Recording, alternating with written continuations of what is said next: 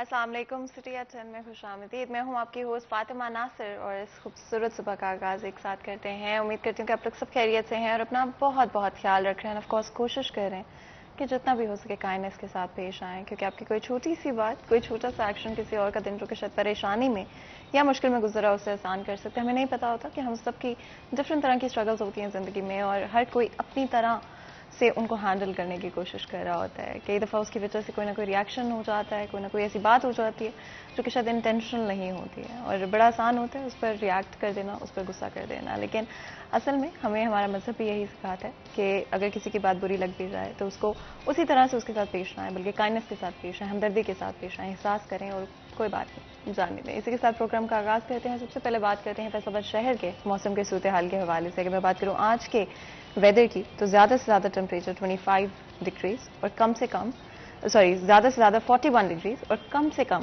25 degrees रहेगा। इसी के साथ अगर हम बात करते हैं यूवी इंडेक्स की तो 7 है, जो कि काफ़ी ज़्यादा है। अगर आप बाहर निकल रहे हैं लाजमी तौर पे पूरा दिन आज, तो कोशिश करें कि सनस्क्रीन का लाजमी तौर पे इस्तेमाल करें और रीअप्लाई करते रहें बार बार, क्योंकि धूप काफ़ी ज़्यादा है, सन डैमेज होता है, डिफरेंट तरह से आपको इश्यूज़ बन सकते हैं, चाहे वो स्किन के हवाले से हो, हेल्थ के हवाले से हो। पानी की एक ठंडी बॉटल अपने साथ कैरी करें और अगर आप कहीं भी जा रहे हैं वहाँ पर ज़रूर पानी का ज़्यादा से ज़्यादा इस्तेमाल करने की कोशिश है। स्पेशली अगर आप बाहर ज़्यादा वक्त गुजार रहे हैं तो पानी पीना मत भूलें, अपने आप को हाइड्रेटेड रखें और अपनी सेहत का ख्याल रखने की कोशिश करें। हवा अभी चल रही है 8 किलोमीटर पर आवर की रफ्तार से और आपको पता है कल रात भी फैसलाबाद शहर में मौसम आंधी आ रही थी, तूफान आ रहा था, तो कोशिश करें कि अगर आप बाहर जा भी रहे हैं तो उस चीज़ का भी ख्याल रखें। अगर मैं बात करूं विजिबिलिटी की तो 4 किलोमीटर्स है, क्लैरिटी है, लेकिन ऑफ कोर्स थोड़ी सी हेज़ की वजह से विजिबिलिटी इंपैक्ट हो रही है। आगे बढ़ते हुए आपको पता है कि हमारी कोशिश होती है कि हर दिन का आगाज़ एक पैगाम के साथ, एक खूबसूरत ख्याल के साथ करें। एक दिन एक नेकी में प्रोफेसर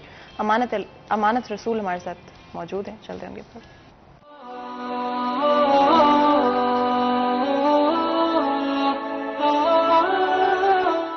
बिस्मिल्लाहिर्रहमानिर्रहीम।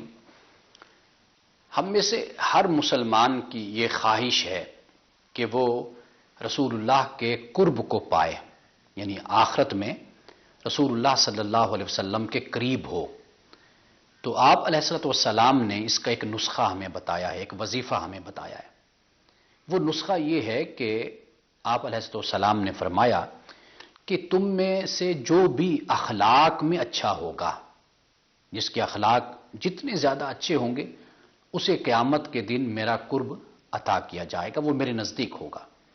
यानी गोया कि अब हम में जो मुसाबकत है, यानी जो कंपटीशन है, अब इस बात में होना चाहिए कि हमारे अखलाक अच्छे हो जाएं। इसलिए कि अगर हम अखलाक अच्छे करने में एक दूसरे का मुकाबला करेंगे तो इससे क्या होगा, इससे क़यामत के दिन आखिरत में हमें रसूलुल्लाह सल्लल्लाहु अलैहि वसल्लम का कुर्ब नसीब होगा। बल्कि आप अलैहिस्सलाम ने यह भी फरमाया कि महबूब तरीन शख्स, यानी पसंदीदा तरीन, क़यामत में वो शख्स होगा और दुनिया में भी वो शख्स होगा, यानी मेरे लिए, कि जिसके अखलाक और जिसका किरदार अच्छा होगा।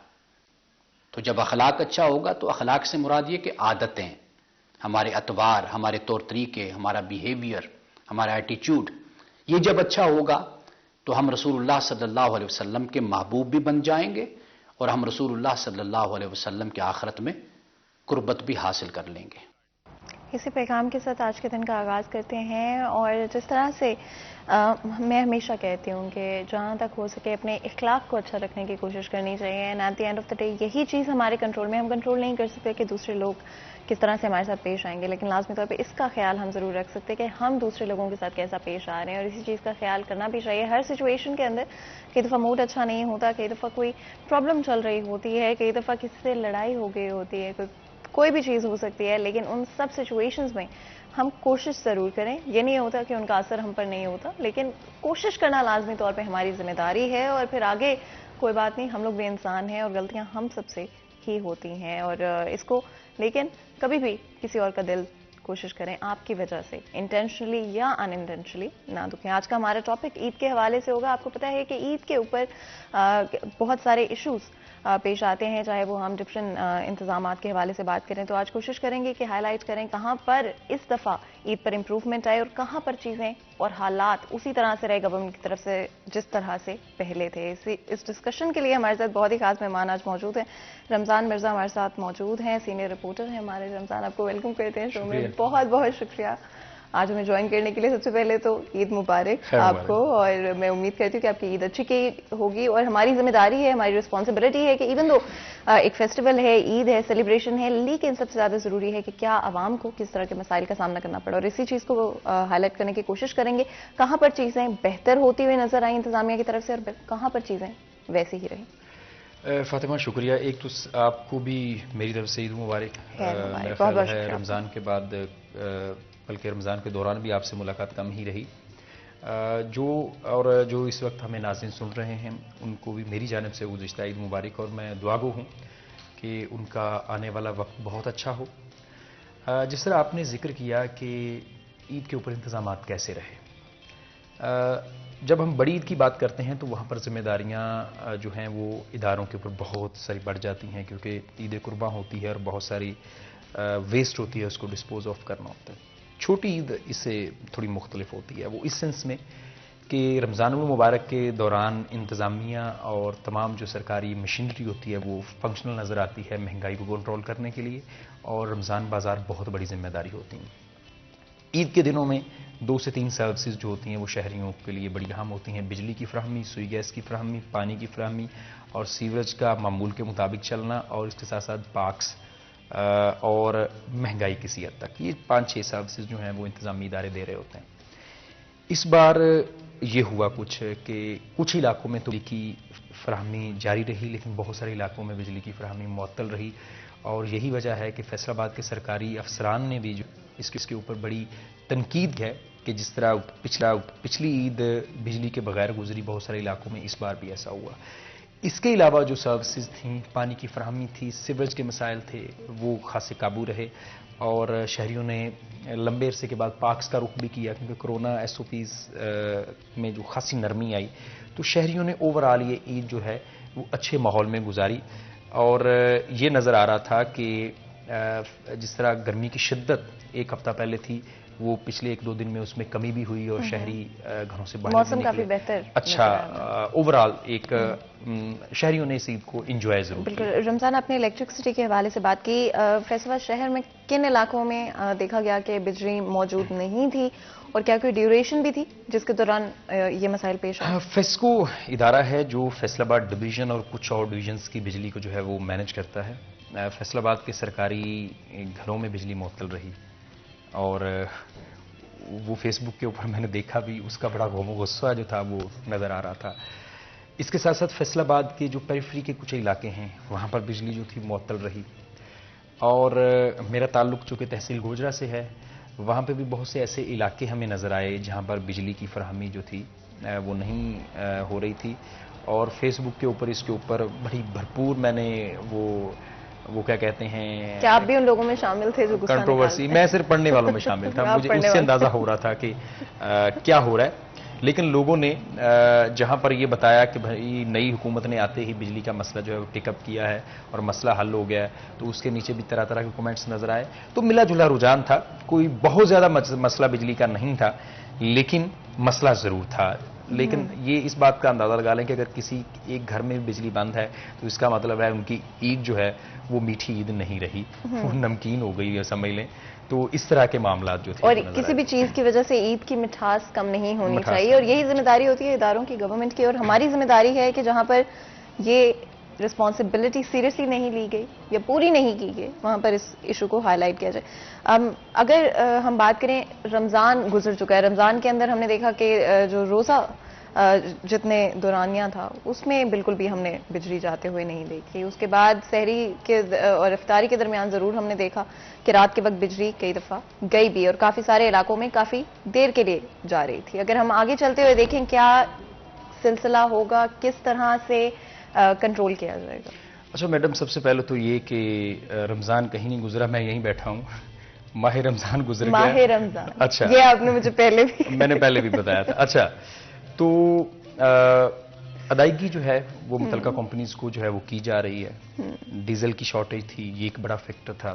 तो तवक्को ये है कि अब गवर्नमेंट अपना फेस बचाने के लिए बिजली की फराहमी जो है वो यकीनी बनाएगी, और आने वाले दिनों में अगर गवर्नमेंट डिलीवर नहीं कर पाती बिजली के हवाले से तो बड़ी इन्हें पॉलिटिकल कास्ट जो है वो बियर करनी पड़ेगी। क्योंकि अभी भी जो लोग पाकिस्तान तहरीक इंसाफ के साथ जुड़े हुए हैं, साबिक़ हुकूमत के साथ जुड़े हुए हैं, वो एक ही बात जो है वो सोशल मीडिया के ऊपर कर रहे हैं कि क्या इमरान खान बिजली साथ ले गया कहीं पे। तो एक मसाइल हैं, लेकिन गवर्नमेंट को बिजली फराहम करनी पड़ेगी। उसकी वजह यह है कि पिछले कई सालों से हमने अब बिजली की लोड शेडिंग बर्दाश्त करना बंद कर दी है। बिल्कुल ऐसे। और अब हम इस चीज़ के मुतहम्मिल नहीं हो सकते एक बार फिर 2008, 9, 10, 11 वाली लोड शेडिंग हो और कई कई घंटे जो है वो पाकिस्तान के मुख्तलिफ हिस्सों में, फैसलाबाद जैसे बड़े शहरों में बिजली जो है वो बंद हो और शहरी गर्मी से बेहाल होकर सड़कों पर निकलें और घंटों जो है वो एहतजाज हो। अब हम इसके मुतहम्मिल नहीं हैं, और यही वजह है कि बहुत से ऐसे घर हैं जहां पर जनरेटर्स की ओवरहालिंग नहीं करवाई जा रही थी पिछले कई 2 से 3 सालों में। यूपीएस जो थे वो कारोबार बंद हो चुके थे। तो अब एक बार फिर महसूस हुआ पिछले 1 महीने के दौरान कि नहीं भाई, इसको हम छोड़ नहीं सकते, लेकिन बिजली अब फराहम करनी पड़ेगी, क्योंकि इसके बगैर सिस्टम अब चल नहीं सकता। स्पेसिफिक वजह है इसके पीछे ये जो दोबारा से हमें लोड शेडिंग देखने को मिल रही है? कई जगहों पे कहा जा रहा है कि डीजल की शॉर्टेज, जिस तरह से आपने भी मेंशन किया, क्या उसके अलावा भी कोई रीजन? असल में एक खास टाइम पीरियड के बाद आपने अदायगियां करनी होती हैं उन पावर हाउसेस को जिनसे आप बिजली खरीद रहे होते हैं। जब ये पॉलिटिकल नूरा कुश्ती शुरू हुई तो उस दौरान बहुत सारी अदायगियां रुक गईं, जिस वजह से इस तरह का शॉर्टफॉल जो है वो आया और डीजल जैसे मसाइल पैदा हुए, बिजली जैसे मसाइल पैदा हुए। और भी आपको पता है कि यहाँ तक कि बहुत से मुलाजमीन की तनख्वाहों की अदायगी इसलिए नहीं हो पा रही थी कि गवर्नमेंट ऑफ पंजाब कहाँ पे है, फेडरल गवर्नमेंट कहाँ पे है, नज़र नहीं आ रहा था। कौन प्राइम मिनिस्टर है हमारा और कौन जो है वो चीफ मिनिस्टर है हमारा, वो स्टेबिलिटी नहीं थी। अब इदारे जो हैं वो अब मामूल पर आना शुरू हो चुके हैं, और माह रमज़ान में भी सारी चीज़ें जो हैं वो उनकी रूटीन मुख्तलिफ हो चुकी होती है। तो अब तवक्को ये है कि सिस्टम जो है वो रूटीन की तरफ आएगा। लेकिन दूसरी तरफ ये भी होता है कि कहीं पर फेस्को मुलाजमीन की भी सुस्ती और जो है वो नाअहली समझ लें वो शामिल हाल होती है। उसी में बहुत छोटी सी मिसाल दूंगा। एक किसी इलाके में बिजली बंद हुई, रिक्वेस्ट की कि बिजली उसकी कंप्लेंट दर्ज करवाई गई, तो जवाब ये था कि क्रेन जो है वो ख़राब हो चुकी है, जिस वजह से अब आपका ट्रांसफार्मर चेंज नहीं हो सकता और अब आपको इंतज़ार करना पड़ेगा। मतलब हमारा ट्रांसफार्मर ख़राब है और फेस्को की गाड़ी और वो क्रेन ख़राब है। पहले क्रेन ठीक होगी, फिर वो ट्रांसफार्मर आके चेंज करेगी और फिर हमारा मसला हल होगा। बहुत सारे अलाइंड मसाइल जो हैं वो एक दूसरे से जुड़े होते हैं। अच्छा, उस घर ने कोई और सोर्स इस्तेमाल किया और रिक्वेस्ट की किसी आला ऑफिसर को कि भाई जाने दें, बिजली बंद है, गर्मी का मौसम है, क्या करेंगे। उन्होंने ऑर्डर जारी किया। फिर फेस्को का अमला पुरानी वो एक होती है चेन कुप्पी कहते हैं शायद उसे, वो ट्राई एंगल सी होती है, 3 आप बांस लगाते हैं या पाइप लगाते हैं और चेन के साथ आप ट्रांसफार्मर उतारते हैं, चेन के साथ दूसरा रखते हैं। पुराना सिस्टम है, तो वो 1-1.5 घंटे में उन्होंने चेंज करके रख दिया। इसका मतलब ये है कि फेस्को की कहीं पर कैपेसिटी का भी मसला ज़रूर है, लेकिन बहुत सारी जगहों पे अफसरान की सुस्ती और नाअहली का भी मसला है कि भाई मैं तो इसी रूम में बैठा हूँ, मुझे क्या ज़रूरत है, कर लेंगे, वो भी हो जाएगा, वो भी हो जाएगा। तो इस तरह कुछ चीज़ें जो हैं वो सर्विस डिलीवरी बेहतर की जा सकती है, लेकिन बहुत सारे ऑफिसर्स की वजह से नहीं हो पाती, बहुत सारे मुलाजमीन की वजह से नहीं हो पाती।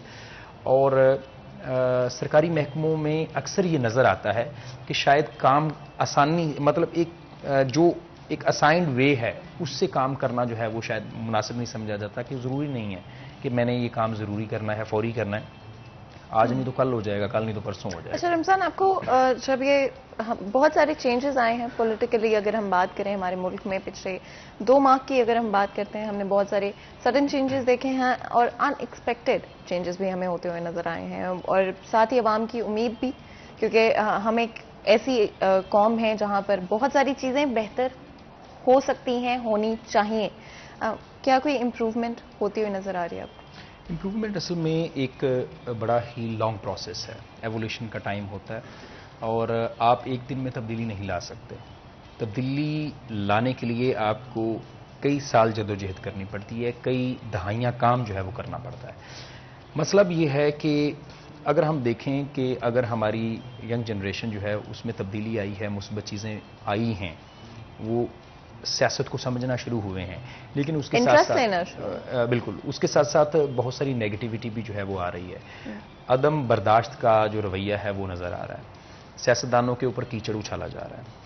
اور افسوس کی بات یہ ہے، اور جو سیاسی گھرانے ہیں ان میں بھی عدم برداشت جو ہے وہ نظر آ رہی ہے. ہم یہ سمجھتے ہوتے تھے کہ بیہائنڈ دا سین یہ ایک ہی گھر کے لوگ ہیں، لیکن اب پہلی بار یہ محسوس ہوا ہے کہ وہ بیہائنڈ دا سین بھی ایک دوسرے کے خلاف ہیں. جو پارلیمنٹ، جو پنجاب اسمبلی میں ہوا، لوٹے کرسیاں ایک دوسرے کے اوپر پھینکی گئیں، وہ ہمارا ایک عجیب رویہ تھا.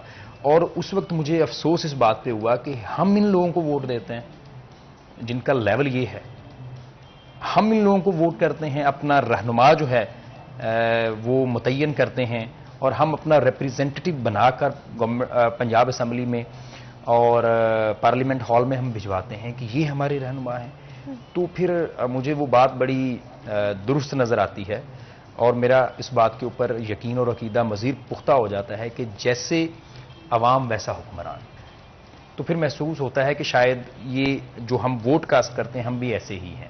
تو وہ ہماری صحیح ترجمانی شاید پارلیمنٹ ہال یا اسمبلی ہال میں جا کے کر لیتے ہیں، اور یہ بڑی افسوس کی بات ہے. بالکل، اور بہت ساری چیزیں آرام سے بھی کی جا سکتی ہیں. ان کے لیے ضروری نہیں ہے کہ ایک دوسرے پہ، جس طرح رمضان آپ نے بڑی اچھی طرح بیان کیا کہ ضروری نہیں ہے کہ اس طرح کے طریقے آزمائے جائیں. بہتر طریقہ ہوتا ہے بہت ساری چیزوں کو ہینڈل کرنے کا. اگر ہم واسا کے حوالے سے بات کریں، فیصل آباد شہر میں، یا ہم ٹیپا کی بات کریں، یہ دو آرگنائزیشنز ہیں جن سے ہر کوئی امپیکٹ ہوتا ہے، جتنے بھی فیصل آباد کے شہری ہیں، جہاں پر نئی گورنمنٹ، نئی انتظامیہ نظر آ رہی ہے، پولیٹیکل چینجز ہو رہے ہیں. کیا واسا اور ٹیپا کو آپ کو نظر آ رہا ہے کہ فنڈنگ کی جائے گی، یا کسی بھی طرح سے، چاہے وہ فیصل آباد کی سڑکوں کی بات کریں یا پھر ہم بات کریں ویسٹ مینجمنٹ کی، کوئی امپروومنٹ ہے؟ سب سے پہلے تو یہ دیکھنا ہوگا، سب سے پہلے میں ٹیپا کی بات کرتا ہوں. وہ تو سمجھ لیں کہ لپیٹ دیا ہے ٹیپا. اس کی وجہ یہ ہے کہ فیصل آباد سے تعلق رکھنے والی رکن صوبائی اسمبلی جو کہ وائس چیئر پرسن بھی تھیں، فردوس رائے، ہم نے ان سے یہاں پہ اسی شو میں بھی ڈسکس بھی کیا، اور میں ہمیشہ ٹیپا کو ٹچ کرتا رہا کہ شاید ہمارے ہلانے جلانے سے کچھ ہو جائے. فنڈز کی اپروول بھی ہوئی، اور اب جب کہ اس کا ایک ایسا فیز شروع ہونے والا تھا جس میں شاید ٹیپا فیصل آباد میں روڈ ڈیزائننگ کے اوپر کام کر سکتا، اب وہ سسٹم بسات اس کی لپیٹ دی گئی ہے. اب ٹیپا جو ہے مجھے نہیں لگتا کہ 1.5 سال میں کچھ بھی آئندہ کر پائے گا، جب تک نئی گورنمنٹ نہیں آتی اور فیصل آباد کے مسائل کو حل کرنے کے لیے کوئی سرکاری ادارہ جس میں ایف ڈی اے ہے، یعنی کہ روڈ ڈیولپمنٹ کے حوالے سے کوئی کام ہوتا ہوا اگلے 1.5 سال میں. سڑکیں ضرور نہیں بنیں گی، لیکن سڑک بنا دینا کمال نہیں ہوتا.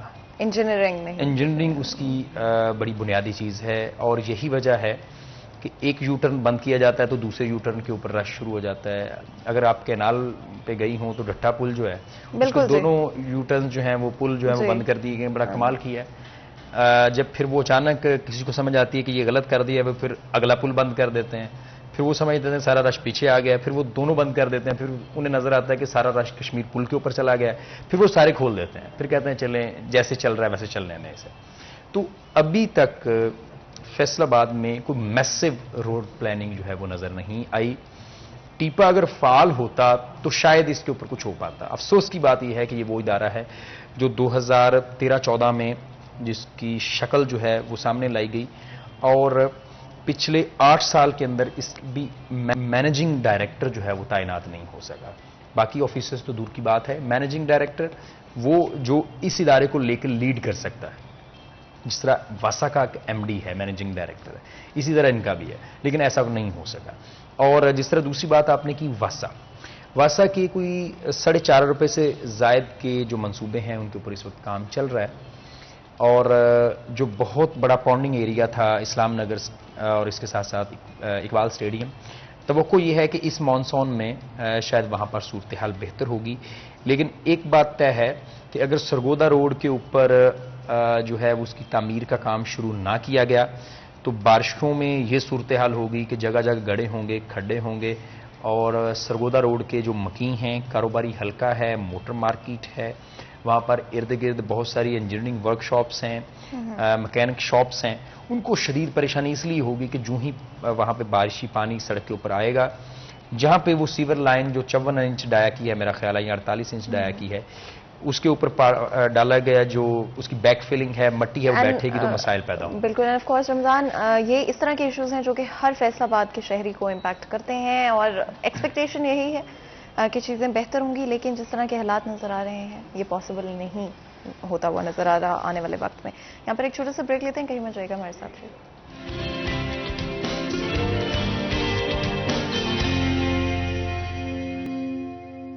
Welcome back. ایک دفعہ پھر آپ کو سٹی چینل میں خوش آمدید کہتے ہیں. بریک میں جانے سے پہلے بات کر رہے تھے واسا کے حوالے سے، ہم نے ٹیپا کو بھی ڈسکس کیا جو کہ اگلے 1.5 سال میں ایکسپیکٹ کیا جا رہا ہے کہ کوئی بھی کام نہیں کیا جائے گا. اور ساتھ ہی ساتھ اگر ہم الیکٹرکسٹی کے حوالے سے بات کریں، فیسکو کی بات کریں، ان کو بھی ہم نے ڈسکس کیا. عید کے اوپر کس طرح سے شہریوں کو مشکلات کا سامنا کرنا پڑا، اور آگے چلتے ہوئے کیا ایکسپیکٹیشنز ہوں گی، کیا یہ نئی گورنمنٹ کوئی چینجز یا امپروومنٹ لاتی ہوئی سو فار نظر آ رہی ہے، اور آگے چلتے ہوئے کیا ایکسپیکٹیشن رکھنی چاہیے. لیکن اب میں چاہ رہی ہوں کہ ہم پی ایچ اے کے حوالے سے بھی بات کریں. جس طرح سے کرونا کی ایس او پیز ہمیں کم ہوتے ہوئے نظر آئیں، اسی طرح سے شہریوں نے پارکس کا رخ کیا، اور موسم بھی پچھلے 2 دنوں سے اچھا تھا. لیکن کیا پی ایچ اے کی طرف سے کام کیے گئے ہیں، کیا امپروومنٹ آئی ہے، اس کے بارے میں بات کر لیتے ہیں. رمضان ضرور بتائیے گا کس طرح کی فیسلٹیز ہیں اور کیا کوئی بہتری نظر آئی ہے. بہتری سینس میں آپ دیکھ لیں کہ سابق D G P H A اسما اعجاز کے دور میں خاصے کام ہوئے اور انہوں نے کوشش بھی کی اس حوالے سے، اور گورنمنٹ آف پنجاب کی جانب سے فیصل آباد کے اندر میاں واقعی جو فارسٹ ہے اس کے حوالے سے فنڈنگ بھی ہوئی، فیصل آباد کی بیوٹیفیکیشن کے حوالے سے بھی جو تھی فنڈنگ کی اپروول ہوئی.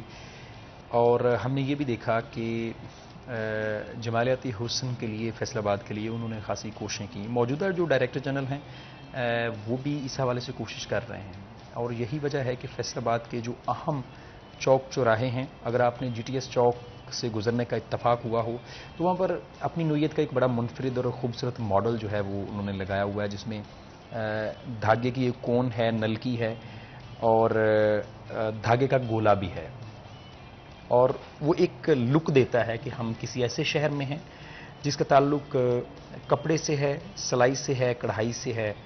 تو الٹیمیٹلی اس کا مطلب یہی ہے کہ ہم ٹیکسٹائل سٹی میں ہیں، گو کہ اس کے اوپر ابھی ایک کام چل رہا ہے. دوسرا ایک ماڈل جو ہے ان کی جانب سے جھنگ روڈ کے اوپر بھی اس کے اوپر کام شروع ہونے والا ہے. تیسری کوہ نور سٹی کے باہر ان کی جانب سے فیصل آباد کے جو اہم شخصیات ہیں جن کا تعلق فیصل آباد سے ہے، وہ نصرت علی خان ہوں، وہ بھگت سنگھ ہوں، وہ عرفہ کریم ہوں، یا اس جیسی شخصیات، ان کے خوبصورت ماڈل جو ہیں وہ تصویروں کے وہاں پہ اوپر کام چل رہا ہے. اس کے علاوہ 20 میاں واقعی جو ہیں ان کے اوپر کام ہوگا، جس میں سے 5 سے 6 جو ہیں ان پروسیس ہیں. اور اس سے یہ ہوگا کہ فیصل آباد شہر کے اندر چھوٹے جنگل ہمیں ملیں گے، جس سے فیصل آباد کو پھیپھڑوں کی جو کمی تھی اس میں اضافہ ہوگا. آپ نے کبھی محسوس کیا ہوگا کہ اگر ہم چناب کلب سے کلب روڈ کے اوپر گزرتے ہوئے آگے جائیں تو ہمیں ارد گرد درختوں کی لمبی قطاریں نظر آتی ہیں. یہی وجہ ہے کہ وہاں پہ ٹیمپریچر بھی اور کچھ نہیں تو 1 ڈگری سینٹی گریڈ ہمیں کم ملتا ہے، اور اگر ہم سردیوں میں گزر رہے ہوں تو ہمیں زیادہ ٹھنڈ محسوس ہوتی ہے. تو ان 20 میاں واقعی فارسٹ کی وجہ سے فیصل آباد میں جو ہے وہ بہتری آئے گی. اس کے ساتھ ساتھ نہر کے اوپر فاؤنٹین کا منصوبہ جو ہے وہ ان کی جانب سے چل رہا ہے، اور توقع یہ ہے کہ فیصل آباد کا بہتر چہرہ جو ہے وہ نکھر کے سامنے آئے گا. لیکن اگر ہم تصویر کا دوسرا رخ دیکھیں تو بہت ساری گرین بیلٹس ایسی ہیں جن کے اوپر بہت سارا کام ہونے والا ہے. گو کہ بہت ساری گرین بیلٹس کے اوپر اس وقت بھی پی ایچ اے کام کر رہا ہے، لیکن وہ جھمرا روڈ ہو، وہ شیخ پورہ روڈ ہو نشاط آباد پل سے آگے، وہ ملت چوک سے آگے ملت روڈ ہو، اور نڑوالا روڈ اگر ہم آبادی کلیم شیت پارک کے سامنے سے دیکھیں تو بہت ساری گرین بیلٹس کے اوپر ابھی کام ہونا باقی ہے. اس کے ساتھ ساتھ فیصل آباد شہر کے اگر 350 پارکس ہیں تو اس میں سے کوئی 100 پارک تو الٹیمیٹلی بہت اچھا ہے، لیکن کوئی 250 پارک آپ کو ایسے ملیں گے جن کے اوپر بہت کام کرنے کی ضرورت ہے. وہاں سے سیوریج کے مسائل حل کرنے کی ضرورت ہے، وہاں پہ گھاس لگانے کی ضرورت ہے، وہاں پہ پودے لگانے کی ضرورت ہے، وہاں پر سول ورک کی ضرورت ہے، وہاں پر مالی رکھنے کی بھی ضرورت ہے. وہاں پر جو ہماری ارد گرد سول کمیونٹی جو ہے وہ رہ رہی ہے، اس کو انوالو کرنے کی ضرورت ہے، اور ضرورت اس امر کی بھی ہے وہاں پہ کہ تمام جو شعبے ہیں سوسائٹی کو ان کو ساتھ لے کر ہم وہاں پر ایک ہیلدی انوائرمنٹ جو ہے وہ پیدا کریں، اور ان پارکس کو ایک کمیونٹی سینٹر کی شکل دیں تاکہ وہاں پر لوگ بیٹھیں، وہاں پر لوگ ضروری نہیں کہ شادی بیاہ کریں، لیکن وہاں پر فیسٹیولز ہوں، کچھ ایسا کرنے کی ضرورت ہے۔ ہم جب فیصل آباد کی نجی کالونیوں کا رخ کرتے ہیں، ہمیں محسوس ہوتا ہے کہ وہاں پر جو گھاس ہے اس کا بھی رنگ مختلف ہے، ہمیں یہ بھی نظر آتا ہے کہ وہاں پر جو درخت لگے ہوئے ہیں وہ بھی مختلف ہیں۔ بڑی اچھی بات ہے کہ فیصل آباد میں فیصل آباد کی لوکل انواع جو ہیں، جو یہاں پہ پیدا ہونے والے پودے ہیں وہ لگائے جائیں، لیکن یہ بھی ضروری ہے کہ کچھ اچھے پودے بھی اس ماحول میں شامل کیے جائیں جس سے خوبصورتی ہو۔ ضروری نہیں کہ ہم سفیدہ لگا کے ہی ماحول کا بیڑا غرق کریں اور صفائی کا ستیہ ناش کر دیں، ہم سمبل لگا کے ہی ہر طرف جو ہے وہ گند ڈال دیں۔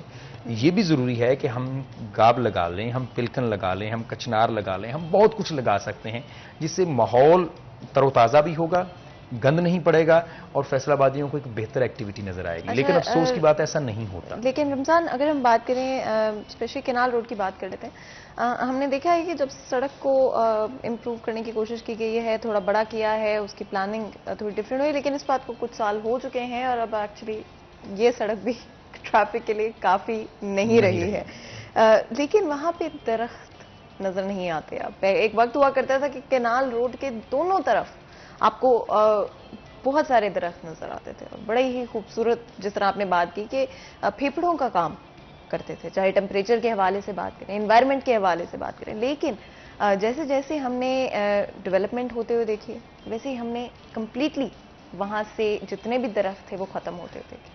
یہ صرف کینال روڈ کا مسئلہ نہیں ہے، یہ فیصل آباد شہر کی بیشتر روڈز کا یہی مسئلہ ہے کہ ارد گرد سے جو ہی روڈز کی وائڈننگ کی گئی، انہیں کشادہ کیا گیا، جیسے سڑک پودے کاٹے گئے، اور سپریم کورٹ کے آرڈر کے مطابق ایک پودے کے عوض کئی زیادہ پودے لگائے گئے، لیکن نہ تو وہ قدآور تھے، نہ ہی وہ سایہ دار تھے، نہ ہی وہ پھلدار تھے۔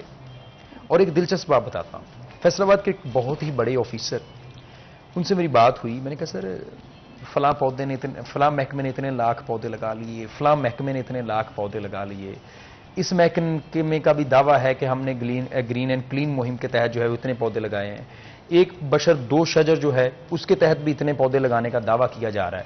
اگر ہم یہی اندازہ لگا لیں کہ لاکھوں پودے فیصل آباد میں لگانے کی گنجائش ہے کیا، تو آپ سمجھتے ہیں کہ اتنے پودے لگ گئے ہیں۔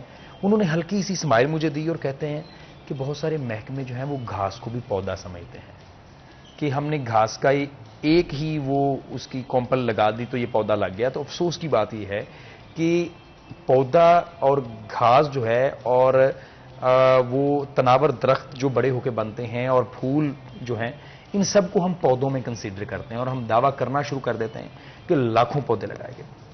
کینال آہستہ آہستہ اس کے اوپر جو گرینری ہے وہ شرنک ہو رہی ہے، اس کی دو وجوہات ہیں۔ جب آج سے 10 سے 12 سال پہلے یہاں پہ سڑک تھی وہ اتنی کشادہ نہیں تھی، جب سڑک کو کشادہ کیا گیا ارد گرد دونوں طرف سے پودے اکھاڑے گئے اور یہ بھی کہا گیا کہ ہم نے مزید لگائے، ایک کام تو یہ ہوا۔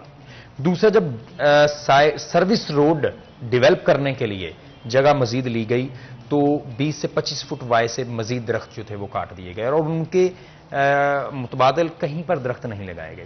یہی وجہ ہے کہ آج ہمارا کینال روڈ بھی جو ہے وہ گرمی جو ہے وہ اس پہ محسوس ہوتی ہے، اور ارد گرد کالونیز بھی بنی اور کالونی مالکان کی جانب سے بھی وہاں پر کوئی میسو پلانٹیشن نہیں ہوئی۔ ہم نے بار بار کیمپینز کو کور بھی کیا، سٹی 41 نے بار بار چلایا بھی، پودے لگائے بھی گئے، لیکن اس کا فائدہ وہ نہیں ہو رہا جو ہونا چاہیے۔ آج آپ، میں یا کہیں کوئی بھی فرد جب بھی کہیں گاڑی پارک کرنی ہو تو کوشش ہوتی ہے کہ ہمیں کہیں پہ سایہ مل جائے، درخت مل جائے، لیکن ڈھونڈنا مشکل ہو گیا۔ لیکن افسوس کی بات یہ ہے ڈھونڈنا مشکل ہو گیا۔ ہمارے سننے والے لوگ اپنی ذمہ داری ادا کرتے ہوئے اپنے دروازے کے سامنے ایک پودا لگا لیں گے نا، تو وہ اپنی موٹر سائیکل بھی وہاں پہ کھڑی کر سکیں گے، اپنی سائیکل بھی کھڑی کر سکیں گے، اور وہ بندہ جو آپ کی آپ کا ڈور ناک کرتا ہے، بیل دیتا ہے اور وہ 1 سے 1.5 منٹ آپ کے باہر آنے کا انتظار کرتا ہے، وہ 1 سے 1.5 منٹ وہ اس سائے کے نیچے کھڑا ہو جائے گا۔ اور یہ صرف سایہ نہیں ہے، یہ سمجھ لیں کہ ایک ایسا صدقہ جاریہ ہے جو ماحول کو بہتر کرے گا، آپ کو سایہ فراہم کرے گا. وہ بڑی دلچسپ بات اس نے لکھی تھی. اس نے کہا تھا درخت اپنے لیے سایہ پیدا نہیں کرتے، درخت اپنے لیے پھل پیدا نہیں کرتے، دریا اپنا پانی خود نہیں پیتا، سورج اپنی روشنی اپنے اوپر نہیں ڈالتا، یہ سب ایک دوسروں کے لیے ہے. بالکل، اس میں تو کوئی ڈاؤٹ نہیں کہ درختوں سے نہ صرف انوائرمنٹ کو فائدہ ہوتا ہے، نہ ہی خوبصورتی بڑھتی ہے، لیکن ہمارے لیے، ہماری صحت کے لیے کتنا ضروری ہے، ہمارے بچوں کی صحت کے لیے یہ کتنا ضروری ہے. مزید گفتگو کریں گے، لیکن اس سے پہلے چھوٹا سا بریک لیتے ہیں. کہیں مت جائے گا، ہمارے ساتھ رہے گا.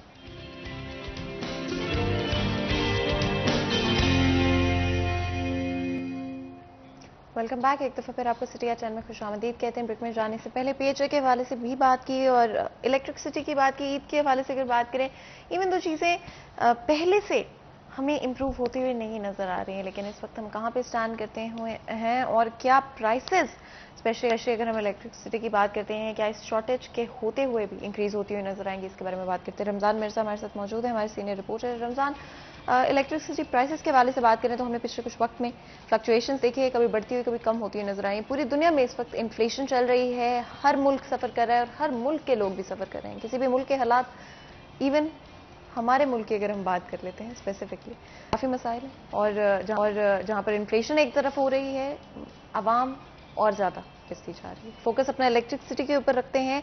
آگے چلتے ہوئے کیا پرائسز میں اور فلکچویشن نظر آئے گی؟ فلکچویشن تو ڈپینڈ کرتی ہے کہ فیول پرائسز کہاں پہ جاتی ہیں، اور فیول ایڈجسٹمنٹ کے نام پہ جو ہے وہ ہزاروں روپے بل بڑھایا بھی جاتا ہے. لیکن ایک بات طے ہے کہ جو پچھلا بل لوگوں نے ادا کیا ہے، اس میں میں نے یہ دیکھا ہے کہ 1000 روپے تک وہ گھر جن کا بل جو ہے وہ 2 سے 3000 روپے آتا ہے، انہیں 1000 سے 1500 روپے تک کی ریلیکسیشن دی گئی ہے پچھلے بل میں. اور اگر اگلے بل میں وہ ایڈجسٹ ہوتا ہے تو پھر آپ کو سمجھ نہیں آئے گی اور آپ سوچیں گے کہ ہم نے تو پنکھے بھی اتنے نہیں چلائے، اے سی بھی بہت کم چلایا اور بل اتنا زیادہ کیوں آیا. تو وہ پچھلی کنسیشن جو ہے وہ آگے ایڈجسٹ کریں گے. تو آنے والے دنوں میں جس طرح تیل کی قیمتوں میں توقع یہ کی جا رہی ہے کہ اضافہ ہوگا، تو اس کا مطلب ہے بجلی بھی مہنگی ہوگی اور پاکستان میں مہنگائی بڑھے گی. اس وقت جو نیا بجٹ موجودہ گورنمنٹ پیش کرے گی، اگر وہ پیش کرنے میں کامیاب ہو جاتی ہے تو اندیشہ اس بات کا ہے کہ اس بجٹ میں بھی مہنگائی کا جو تناسب ہے وہ بڑھے گا، ٹیکس انکریز ہوگا. اور موجودہ گورنمنٹ اس ٹیکس کو کم کرنے اور مہنگائی کو کنٹرول کرنے اور مہنگائی کے کنٹرول کرنے کے دعوے کے اوپر آئی ہے، کیونکہ جب لاہور سے مارچ چلا تھا تو مہنگائی مارچ تھا یہ. تو لیکن جو گورنمنٹ جا چکی ہے وہ بھی اب دیکھ رہی ہے کہ یہ بنے گا کیا. لیکن صورتحال بڑی مختلف ہے.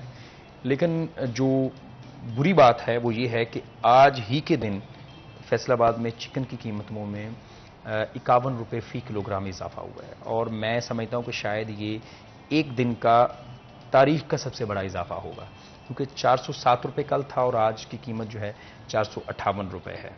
اور اس سے مہنگائی جو ہے وہ مزید بڑھے گی، کیونکہ شادیوں کا سیزن آنے والا ہے اور عام آدمی جو کہ آسانی سے چکن کھا لیتا تھا ایک ہفتے میں ایک بار، اب اس کے لیے تھوڑا مشکل ہو جائے گا. اچھا، شادیوں کا سیزن کی آپ نے رمضان بات کی، اگر ہم ٹریفک کے حوالے سے بھی بات کریں تو ہمیں پتہ ہے کہ جس طرح سے شادیوں کا سیزن قریب آتا جاتا ہے، ماہ رمضان میں کوئی بھی شادیاں نہیں ہوتے ہوئے آگے اب فوراً شادیوں کا سیزن جو ہے وہ پک اپ کرے گا. ٹریفک کو کس طرح سے ہینڈل کیا جائے گا، اور جس طرح سے الیکٹرکسٹی کے کرنٹ مسائل جاری ہیں، عوام کو کیا مسائل پیش آ سکتے ہیں؟ ٹریفک کے مسائل تو رہیں گے، کیونکہ جب تک ہماری سڑکیں مکمل نہیں ہوتی، سیوریج لائنیں نہیں ڈلتی، ٹریفک کے مسائل اسی طرح رہیں گے. اور افسوس کی بات یہ ہوتی ہے کہ ایسی جگہوں پہ ٹریفک جام ہوتی ہے جہاں پر ٹریفک جام ہونے کا تک نہیں بنتا. اس کی بڑی وجہ یہی ہوتی ہے کہ وہ ایک بندہ جو ہے وہ غلط پارکنگ کر کے کھڑا ہوتا ہے، 2-4 اس کے پیچھے مزید پارک کر لیتے ہیں، اور اس کے بعد سڑک کا وہ سائز جو بہت اچھا ہوتا ہے وہ شرنک ہو کر رہ جاتا ہے. شادیاں جو ہیں وہ ہوں گی، موسم گرم ہے، لیکن توقع یہ ہے کہ اس سیزن کے دوران، کیونکہ کورونا بہت بڑا گیپ لے گیا تھا، بہت زیادہ گیپ، تو شہریوں کی کوشش ہے کہ اس سیزن سے فائدہ اٹھاتے ہوئے، اسپیس ہے کوئی بڑی عید تک 2.5 ماہ کی، تو شہری جو ہیں ان دنوں میں ضرور فنکشنز جو ہیں وہ ارینج کریں گے.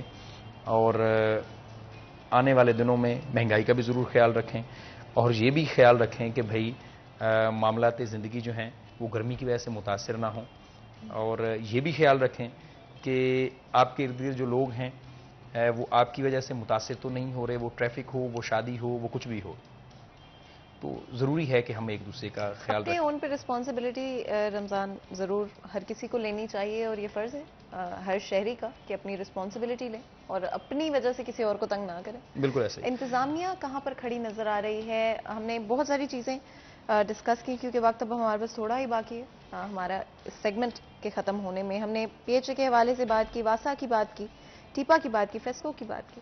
ان سب اداروں کی اگر ہم بات کریں اسپیسیفکلی، کہاں پر کھڑے نظر آ رہے ہیں اور کیا امیدیں ہونی چاہیے شہریوں کی؟ ایک آخری بات کر کے میں کسی اور ٹاپک کی طرف جاؤں گا۔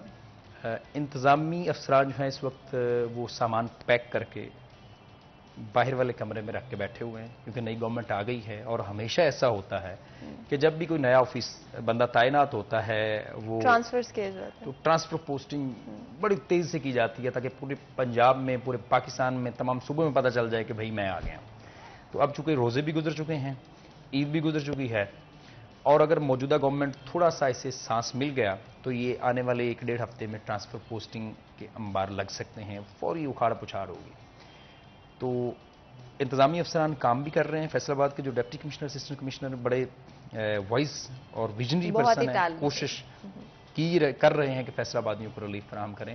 اور مجھے سب سے اہم بات یہ ہے کہ ڈپٹی کمشنر نے فیصلہ یہ روڈ ڈپارٹمنٹ کے ساتھ مل کے یہ ڈیسیژن لیا تھا کہ سرگودا روڈ کی ون سائڈ جو ہے وہ اسفالٹ کر دی جائے گی، عید سے پہلے پہلی لیئر ڈال دی جائے گی۔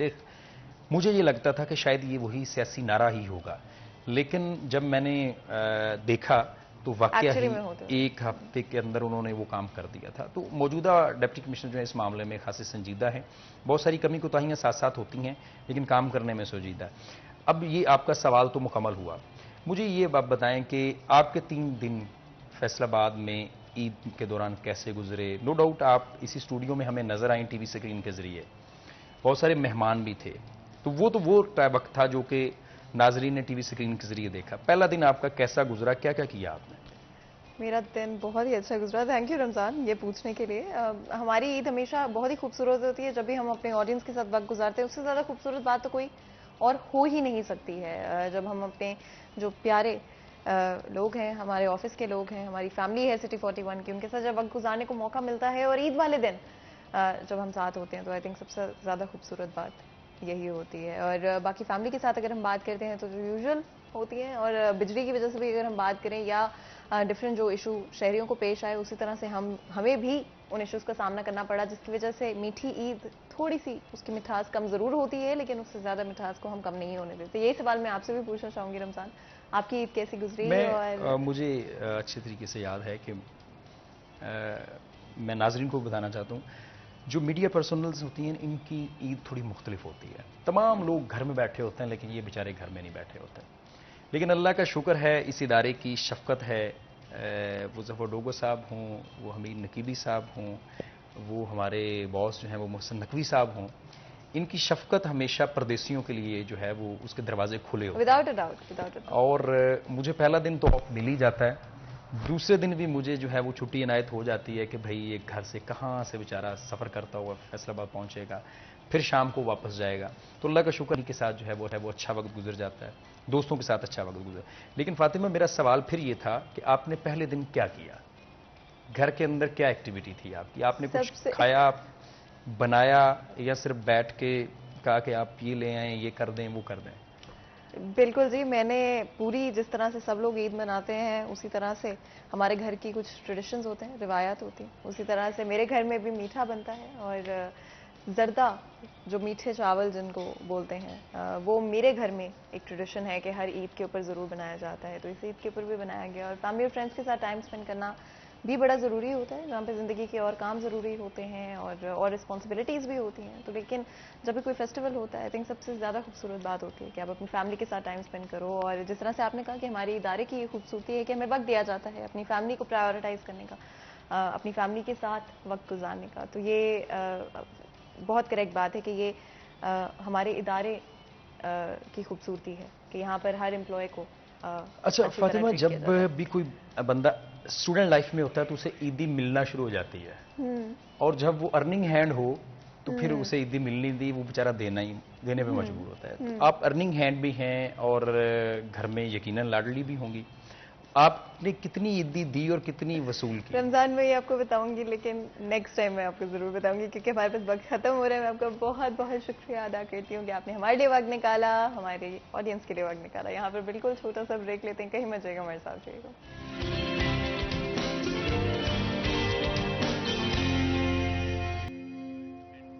Welcome back. سیریز 10 میں ایک دفعہ پھر آپ کو خوش آمدید کہتے ہیں. آپ کو پتہ ہے آج جمعے کا دن ہے اور ہماری کوشش ہوتی ہے ہمیشہ کہ ڈفرینٹ اسپیکٹس کے حوالے سے بات کریں، اسپیشلی ہم کس طرح سے اپنے رب کے اور نزدیک ہو سکتے ہیں. ہمارے پیارے نبی صلی اللہ علیہ وسلم کی زندگی سے کیا کچھ ہم سیکھ سکتے ہیں، کس طرح سے وہ زندگی گزارتے تھے، اور کیا ہم اپنی زندگیوں میں اس کی جھلک، چھوٹی سی جھلک بھی لا سکتے ہیں. اس کے لیے ضروری ہے کہ ہمارے پاس وہ نالج اور انفارمیشن ہو. اس لیے ہم نے آج دو بہت ہی خاص مہمانوں کو اپنے اسٹوڈیو میں انوائٹ کیا، جن سے بات چیت کریں گے. اسی حوالے سے میں جلدی سے آپ کا انٹروڈکشن کرا دیتی ہوں. ہمارے ساتھ موجود ہیں مولانا ریاض خرل صاحب. آپ کو ویلکم کرتے ہیں شو میں. بہت بہت شکریہ آج ہمیں جوائن کرنے کے لیے. ساتھ ہی ساتھ ڈاکٹر افتخار حسین نقوی بھی ہمارے ساتھ موجود ہیں. آپ کو بھی ویلکم کرتے ہیں شو میں. بہت بہت شکریہ آپ دونوں کا آج ہمارے وقت نکالنے کے لیے. آج کا ہمارا موضوع حقوق العباد کے حوالے سے ہوگا. اگر ہم بات کریں حقوق العباد کی، تو سب سے زیادہ امپورٹنٹ ہمارے لیے یہی ہے کہ ہم اپنے آس پاس کے لوگوں کے ساتھ کس طرح سے پیش آتے ہیں، کس طرح سے ہم بہتر طریقے سے اپنی جو ڈیلی کی انٹریکشنز ہیں اس میں پیش آ سکتے ہیں. تو مولانا صاحب کی طرف چلتے ہیں اور گفتگو کا آغاز کرتے ہیں. مولانا صاحب، کس طرح سے ہم بہتر طریقے سے حقوق العباد کو سمجھ سکتے ہیں اور ہماری کیا رسپانسبلٹیز ہیں اس لحاظ سے؟ نحمدہ و نصلی علی رسول الکریم. اما بعد، اعوذ باللہ من الشیطان الرجیم. بسم اللہ الرحمن الرحیم. لقد کان لکم فی رسول اللہ اسوۃ حسنہ. ارشاد ربانی ہے کہ نبی رحمت دو عالم صلی اللہ علیہ وسلم کی حیات طیبہ جو ہے، آپ صلی اللہ علیہ وسلم کا اس دنیا میں انسانوں کے ساتھ میل جول، آپ کا اخلاق حسنہ، اسی کو خدا وحدہ لا شریک نے فرمایا ہے کہ میرے نبی کی زندگی جو ہے وہ بہترین نمونہ ہے زندگی گزارنے کا. تو رحمت دو عالم صلی اللہ علیہ وسلم نے معاشرے کو اپنے اسوہ سے، اپنی حیات طیبہ سے منور و روشن فرمایا.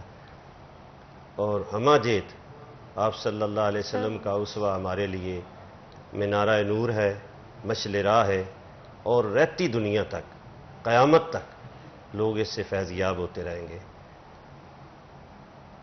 رحمت دو عالم صلی اللہ علیہ وسلم نے حقوق العباد میں عملی طور پہ آپ صلی اللہ علیہ وسلم نے اپنے عمل سے لوگوں کو ثابت کیا کہ اچھے لوگ وہی ہوتے ہیں جو معاشرے میں خیر اور بھلائی کا پہلو ہمیشہ ہمہ جیت پیش نظر رکھتے ہیں. حدیث میں آتا ہے رسول اللہ صلی اللہ علیہ وسلم نے معاشرے کو 3 چیزوں پہ آپ صلی اللہ علیہ وسلم نے قائم فرما دیا. ارشاد فرمایا کہ جو چھوٹا ہے وہ بڑوں کا احترام کرے، جو بڑا ہے وہ چھوٹوں پہ شفقت کرے. اور کریم نے فرمایا کہ لوگوں اہل علم کی عزت کرو. جب معاشرے میں لوگ آپس میں بھائی چارے اور یگانگت سے رہیں گے اور اس کو پیش نظر رکھیں گے، چھوٹا بڑے کا احترام کرے گا، تو یقیناً وہ اس کے حقوق کا بھی پاسداری کرے گا، اور بڑا جو ہے وہ چھوٹے پر شفقت کرے گا اور اہل علم کی عزت ہوگی. تو معاشرہ کتاب اللہ اور سنت رسول اللہ صلی اللہ علیہ وسلم کے نور سے مزین ہوگا، عدل ہوگا، انصاف ہوگا، بھائی چارہ ہوگا، اخوت ہوگی، اور اس میں کوئی آدمی دوسرے بھائی کے ساتھ زیادتی نہیں کرے گا. تو یہی درس ہے ہمیں کتاب اللہ اور سنت رسول اللہ صلی اللہ علیہ وسلم کا، کہ احترام انسانیت، حقوق العباد اور اہل اسلام آپس میں نہ صرف دیگر ادیان کے لوگوں کے ساتھ بھی معاملات جو ہے وہ مکالمہ، دنائی، حکمت، تدبر سے حل کریں. یہی درس ہے کتاب اللہ اور سنت. بالکل. ڈاکٹر صاحب بھی ہمارے ساتھ موجود ہیں. آپ کا کیا خیال ہے اس بارے میں؟ اور آج ہم اپنے معاشرے میں اگر دیکھتے ہیں تو ہمیں بہت سارے ڈفرینٹ ایشوز نظر آتے ہیں، اور سب سے زیادہ احساس کی کمی نظر آتی ہے. ہم جہاں پر اپنے لیے دوسروں کو تو چاہتے ہیں کہ دل میں نرمی رکھے، کیا ہم وہی نرمی اپنے دل میں بھی رکھ پاتے ہیں دوسروں کے لیے؟ کیا ان کو سمجھنے کی کوشش کرتے ہیں، ان کے مسائل کو سمجھنے کی کوشش کرتے ہیں؟ اس حوالے سے آپ کیا کہیں گے؟ بسم اللہ الرحمن الرحیم۔ یہ آپ نے معاشرے کے ایک اس رویے کی طرف اشارہ کیا ہے جو یقیناً تکلیف دہ ہے۔ اگر ہم واقعاً یہ سمجھتے ہیں کہ اسوہ حسنہ رسول اللہ صلی اللہ علیہ وآلہ وسلم ایک خوبصورت طرز زندگی ہے، تو پھر یقیناً بحیثیت مسلمان ہمیں چاہیے کہ ہم اس پر عمل پیرا ہوں۔ آج بات جو ہمارے معاشرے میں عدم رواداری کی ہے، عدم برداشت کی ہے، اور ہماری سوچ ہر شخص کے لیے مختلف ہے، یعنی ہم ایک میرٹ اور معیار کے اوپر نہیں ہیں۔ جہاں پہ ہماری عزیزداری، ہماری رشتہ داری، ہماری دوستی آتی ہے، وہاں پہ ہمارے سوچنے کا انداز اور ہے۔ جہاں پہ ہمارا کوئی مخالف ہے یا ہمارا کوئی پسندیدہ شخص ہے یا کوئی اور چیز ہے، تو وہاں پہ ہمارا سوچنے کا انداز اور ہے۔ تو میں سمجھتا ہوں کہ اس سے معاشرے میں بگاڑ پیدا ہو رہا ہے۔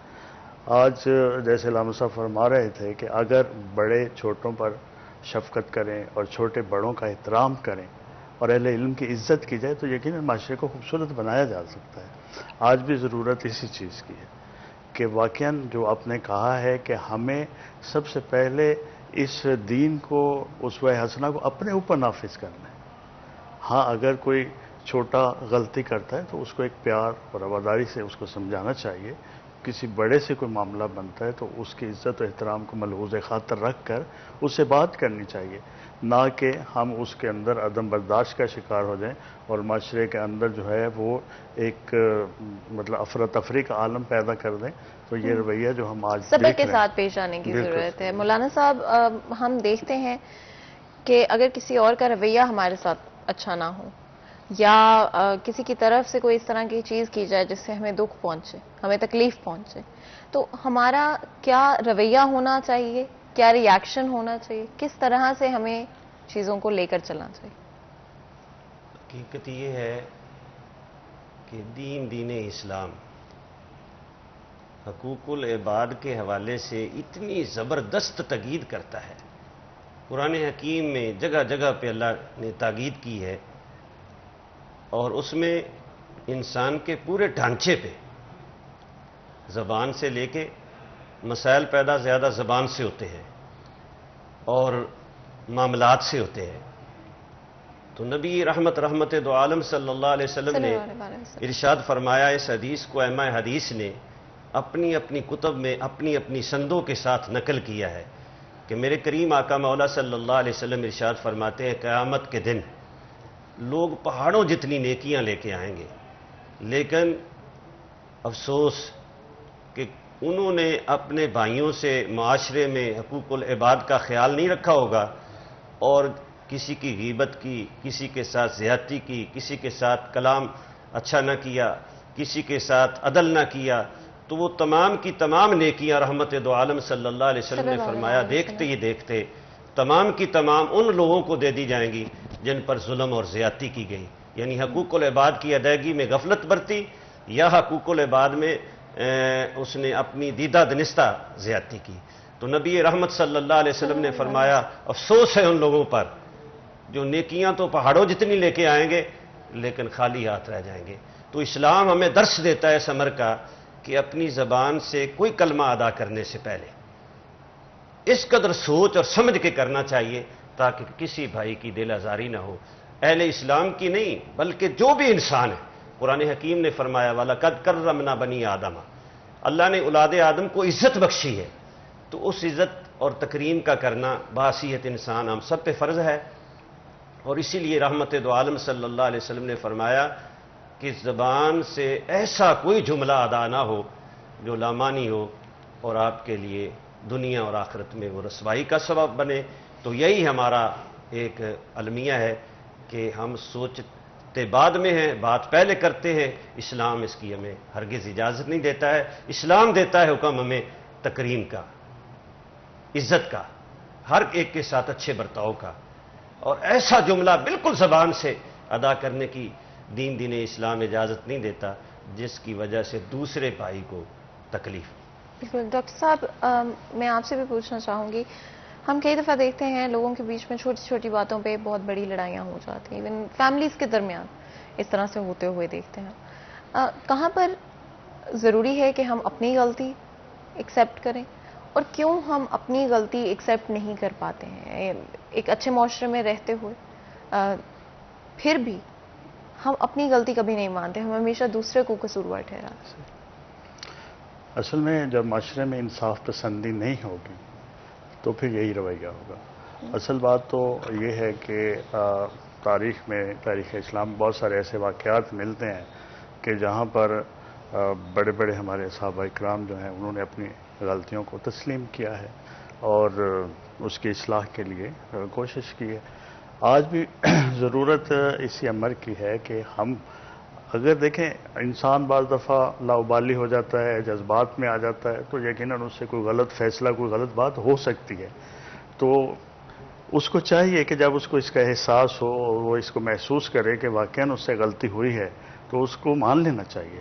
اور اسی میں دانش مندی ہے، اسی میں عقل مندی ہے، اسی میں معاشرے کی خوبصورتی ہے. اگر وہ اپنی غلطی، جو بندہ اپنی غلطی کو ہی تسلیم نہیں کرے گا، اس کی اصلاح ممکن نہیں ہے. غلطی ماننے کا مطلب یہ ہے کہ آپ اپنی اور معاشرے کی اصلاح چاہتے ہیں. تو میں تو یہ سمجھتا ہوں کہ جو ہمارے معاشرے کی خوبصورتی کا آغاز اس بات سے ہو سکتا ہے کہ اگر ہم سے کوئی دانستہ یا غیر دانستہ غلطی ہو گئی ہے تو اس کو تسلیم کر لینا چاہیے. مولانا صاحب، اگر ہم اسی سوال کو آگے لے کے چلیں، جو کہ آئی تھنک ہم سب کو اپنے آپ سے پوچھنے کی ضرورت ہے کہ کہاں پر ہم خود غلط ہیں اور کہاں پر ہم اپنی غلطی نہیں ماننا چاہتے ہیں. کبھی اگر غلطی ہو بھی جائے، ہم کیوں اس کو اتنا مشکل سمجھتے ہیں قبول کر لینا؟ اور اسلام ہمیں اس لحاظ سے کیا سکھاتا ہے اگر ہم سے کوئی غلطی ہو جاتی ہے، کسی اور کے حقوق کسی بھی طرح سے اگنور ہو جاتے ہیں، کسی کا دل دکھ جاتا ہے، تو ہمارا مذہب ہمیں کیا سکھاتا ہے؟ اس حوالے سے کتاب اللہ اور سنت رسول اللہ صلی اللہ علیہ وسلم میں جو ہدایات موجود ہے، اس کے مطابق تو اہل اسلام کو حکم دیا گیا ہے کہ جب آپ بات کرتے ہو تو سوچ اور سمجھ کے کرنی چاہیے، اپنوں سے بھی غیروں سے بھی.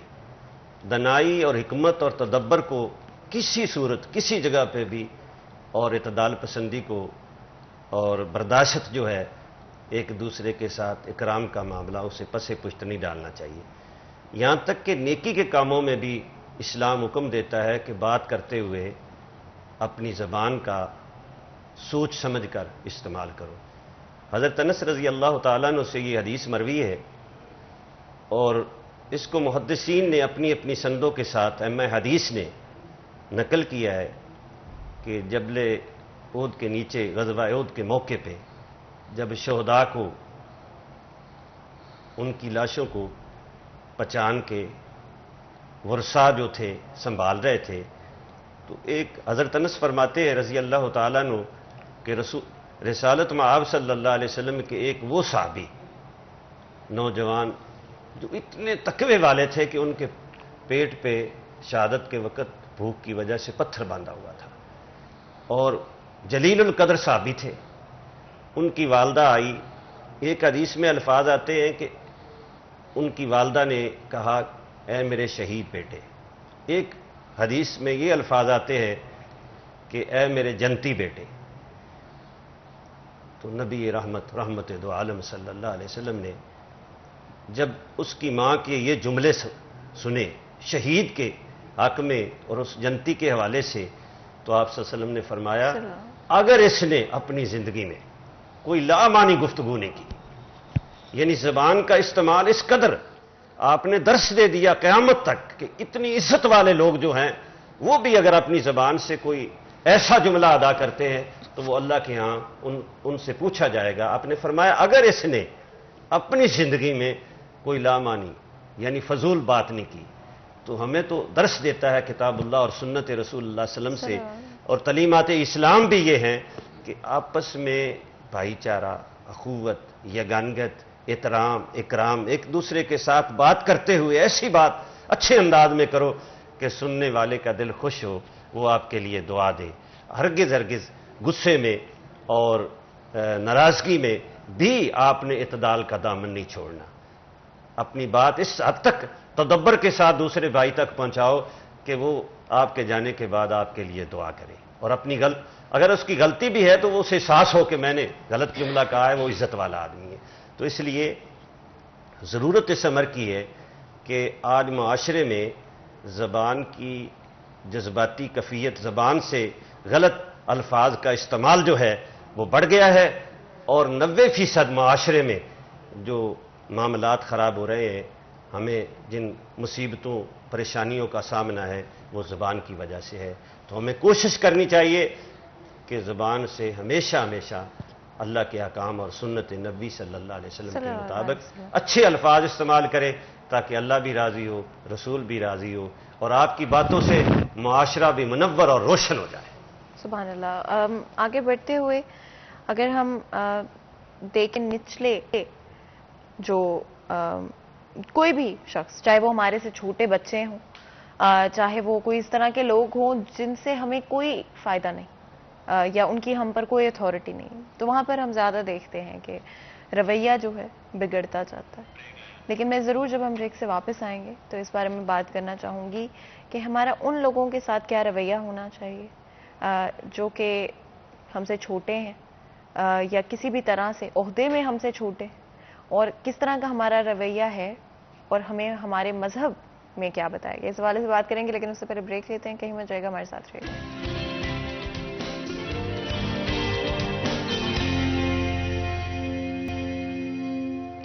Welcome back. ایک دفعہ پھر آپ کو سٹی ایٹ 10 میں خوش آمدید کہتے ہیں. بریک میں جانے سے پہلے حقوق العباد کے حوالے سے بات کر رہے تھے. ہمارا کیا رویہ ہونا چاہیے, ہماری ڈیلی جو انٹریکشنز ہوتی ہیں اس میں ہم کہاں پر غلط ہیں, ہمارا مذہب ہمیں کیا سکھاتا ہے, ہمارے پیارے نبی صلی اللہ علیہ وسلم کا کیا رویہ تھا اپنے ارد کے لوگوں کے ساتھ, اور کہاں پر ہم غلط ہیں اور ہمیں اپنی غلطی ماننے کی ضرورت ہے. گفتگو کو آگے بڑھاتے ہوئے اسپیشلی اگر ہم بات کریں ان لوگوں کی جن کی یا تو ہم پر کوئی اتھارٹی نہیں, یا بچوں کی اگر ہم بات کریں جو ہمیں کوئی کہتے نہیں, جانوروں کی اگر ہم بات کریں, ان کے ساتھ ہمارا کیا رویہ ہے اور کیا رویہ ہونا چاہیے, اس میں کیا فرق ہے, اس حوالے سے بات کرتے ہیں. ڈاکٹر صاحب کیا کہیں گے اگر ہم جانوروں کی بات کرتے ہیں جو ہمیں کچھ کہہ بھی نہیں سکتے, جو شکایت بھی نہیں کر سکتے اس حوالے سے کہ ان کے ساتھ غلط طریقے سے بہیو کیا جا رہا ہے, یا ان انسانوں کی, ان لوگوں کی جن کی ہم پر کوئی اتھارٹی نہیں, ان کے ساتھ ہمارا کیا رویہ ہونا چاہیے دین کے حوالے سے؟ دیکھیے, اس میں جہاں تک تعلق ہے, اگر ہم بچوں کی بات کرتے ہیں تو اس میں مولا متقیان حضرت علی علیہ السلام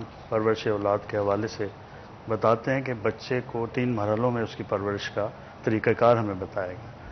سب سے پہلے یہ ہے کہ آپ کہتے ہیں کہ بچے کی 7 سال کی عمر تک اس کے ساتھ ایسا رویہ رکھو کہ جیسے کسی بادشاہ کے ساتھ آپ کریں, یعنی اس کو ایک بادشاہ کی طرح آپ ٹریٹ کرو. اور 7 سے 14 سال تک آپ کا رویہ اس کے ساتھ ایسا ہونا چاہیے جیسے کسی غلام کو آپ ٹریٹ کرتے ہیں. یعنی 7 سال میں مقصد یہ ہے کہ اس کی گرومنگ ہوتی ہے, براٹ اپ ہوتا ہے, اس کا ذہن کھلتا ہے, لہذا اس کو وہ پورا ماحول دیا جائے جس کے اس کی شخصیت سنور سکے. اور اس سے اگلی جو عمر ہے وہ اس حوالے سے ہے کہ اس میں شیطانی حملے زیادہ ہونے کے امکانات ہیں, تو اس میں کہا کہ اس کو غلام کی طرح رکھو. اور اس کے بعد اگلے جو 7 سال ہیں اس میں مولا فرماتے ہیں کہ اس کو مشیر کی طرح رکھو, اپنے امور میں اس کے ساتھ مشورہ کرو تاکہ اس کے اندر وہ معاشرے اور سوسائٹی کا وہ کانفیڈنس اور وہ ساری صلاحیتیں اس میں پیدا ہوں. تو یہ تربیت اولاد کے حوالے. اسی طرح جانوروں کے حوالے سے, جانور چونکہ بے زبان ہے, بے بس ہے, لاچار ہے, تو یقیناً انسان کو اللہ نے جو اشرف المخلوقات کیا ہے وہ اسی بنیاد پر کیا ہے کہ اللہ نے اس کو عقل دی ہے. اب اس عقل کا اور اس احساس کا تقاضا یہ ہے کہ جس جانور سے ہم اپنے فوائد اٹھاتے ہیں, کسی سے ہماری خوراک حاصل ہوتی ہے, کسی سے ہماری دیگر ضروریات پوری ہوتی ہیں, تو اس عنوان سے یقیناً ان کے ساتھ بھی ہمارا رویہ مشفقانہ ہونا چاہیے. اور ان کے جو آرام مطلب جو بھی ان کی جس بھی نسل کا جو بھی جانور ہے اس کی جو ضروریات ہیں اس کے مطابق اس کو خوراک بھی مہیا کرنی چاہیے, اس کو ماحول بھی مہیا کرنی چاہیے. اور اس کے اوپر جیسے ہم کہتے ہیں کہ انسانوں کے اوپر زیادہ ورک لوڈ یا ظلم نہیں ہونا چاہیے, اسی طرح جانوروں کی بھی ایک استطاعت ہے, اس استطاعت کے مطابق جو ہے ان سے کام لینا چاہیے. آپ نے بچوں کے حوالے سے جو بات بتائی بڑی خوبصورت بات ہے. آج ہم دیکھتے ہیں ہمارے معاشرے میں اسپیشلی بچے جب چھوٹی عمر میں ہوتے ہیں 7 سال کی عمر تک ڈیولپمنٹل ایج بھی ہوتی ہے اگر ہم بات کریں، اس ترانیے میں مولانا صاحب کس طرح کا ہمارا بیہیویئر ہونا چاہیے بچوں کے ساتھ، اور صرف اپنے بچوں کے ساتھ نہیں بلکہ ہمارے جو ارد گرد کے بچے ہیں، اگر کسی ہمارے نیبر کے بچے ہیں اور ان کی کوئی چھوٹی سی ان سے غلطی ہو جاتی ہے، کوئی شرارت کر دیتے ہیں تو اتنے غصے میں لوگ آ جاتے ہیں، ہمارا کیا رویہ ہونا چاہیے اس وقت؟ رحمت دو عالم صلی اللہ علیہ وسلم کی حیات طیبہ میں سینکڑوں واقعات ایسے ملتے ہیں جن میں آپ کے اور میرے آقا کریم صلی اللہ علیہ وسلم نے بچوں پر نہ صرف شفقت فرمائی، جب آپ سیرت نگاروں نے لکھا ہے اور کتب حدیث میں آتا ہے کہ رحمت دو عالم صلی اللہ علیہ وسلم جب سفر سے واپس تشریف لاتے تو بچے اہل مدینہ، بچے اپنے شہر سے نکل کے رحمت دو عالم صلی اللہ علیہ وسلم کا نہ صرف استقبال کرتے، اس طرح آپ صلی اللہ علیہ وسلم سے چمٹ جاتے جیسے اپنے والدین سے تقاضا کرتے ہیں۔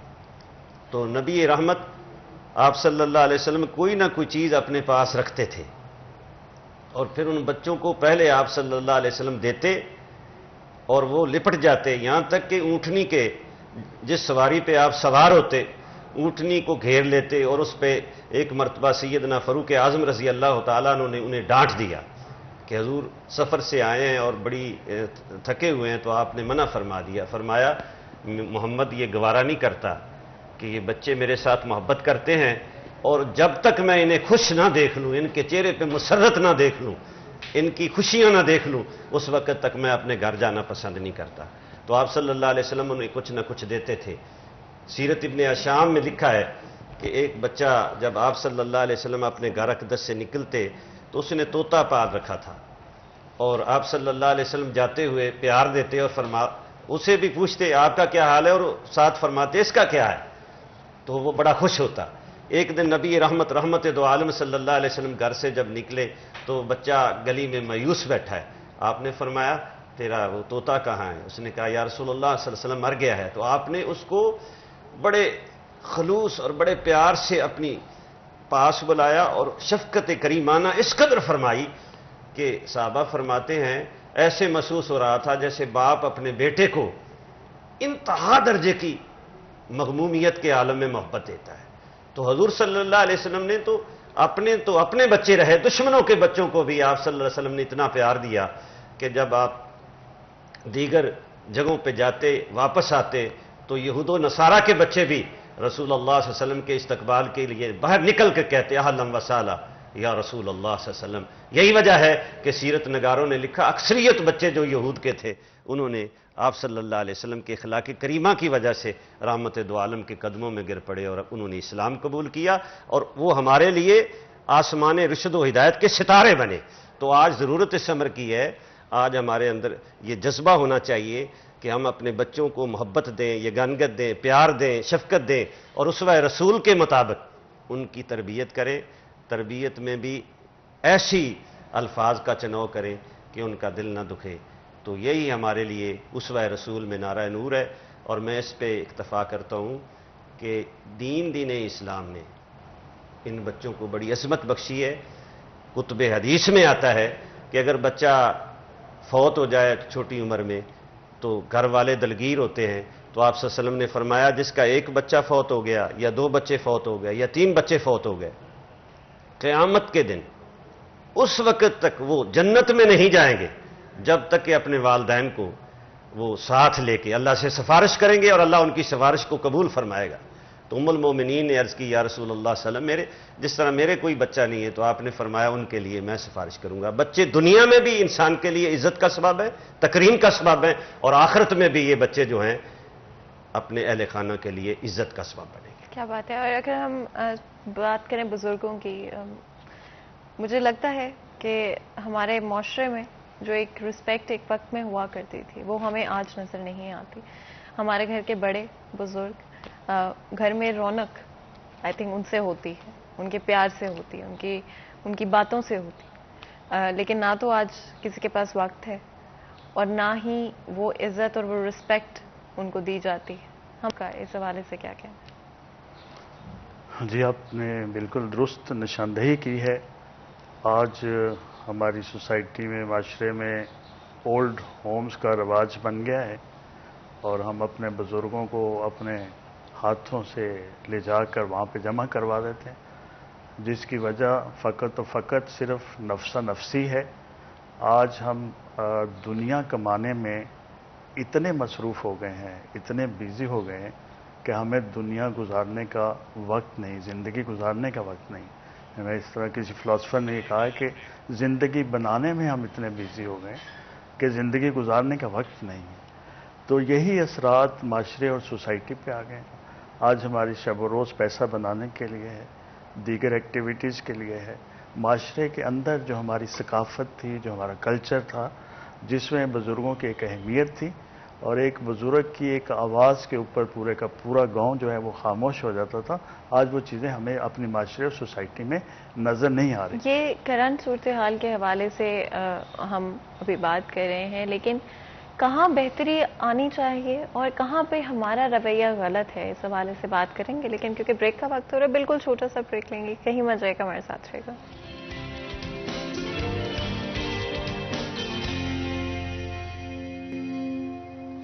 Welcome back. एक दफ़ा फिर आपको सिटी चैनल में खुशामदीद कहते हैं। आज हम बात कर रहे हैं हकूकुल इबाद के हवाले से और कहाँ पर हम अपनी जो इंटरेक्शंस हैं उनको इम्प्रूव कर सकते हैं, चाहे बच्चों के हवाले से हो, बड़ों के हवाले से हो, हमारे इर्द गिर्द के जो लोग हैं उनके हवाले से हो। और जब भी हमारी अपनी गलती होती है, कितना ज़रूरी है, हमारे दीन के हवाले से भी कहा गया है कि हम अपनी गलती को मानें और माफ़ी मांगें, और जहाँ पर हम गलत होते हैं कंसिस्टेंटली कोशिश करेंगे अपने आप को बेहतर करने की कोशिश करें।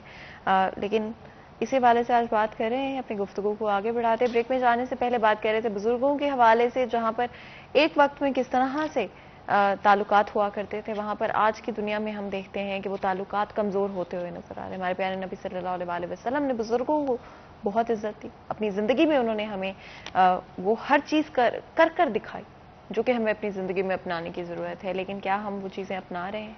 क्या हम अपने आप को बेहतर करने की कोशिश कर रहे हैं? क्या हम अपने इर्द गिर्द के लोगों का एहसास करते हैं, उनकी इज्जत करते हैं, उनकी कदर करते हैं? इसी वाले से बातचीत को आगे बढ़ाते हैं। मौलाना साहब, अगर जहाँ पर हम बात कर रहे थे ब्रेक में जाने से पहले बुजुर्गों के हवाले, हमारे प्यारे नबी सल्लल्लाहु अलैहि वसल्लम के ज़िंदगी में कुछ इस तरह के वाक़यात जहाँ पर उनकी बुजुर्गों के साथ किस तरह से इंटरेक्शन थे?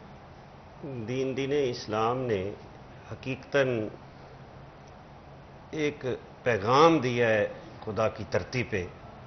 रहमत दो आलम सल्लल्लाहु अलैहि वसल्लम ने अपने अमल के ज़रिए, मैंने इब्तदा में हदीस पढ़ी थी, मेरे करीम ने इससे बड़ा कोई पैगाम नहीं था। फरमाया जो बड़ों का एहतराम ना करे वो हम में से नहीं है, जो छोटों पर शफकत ना करे वो भी हम में से नहीं है।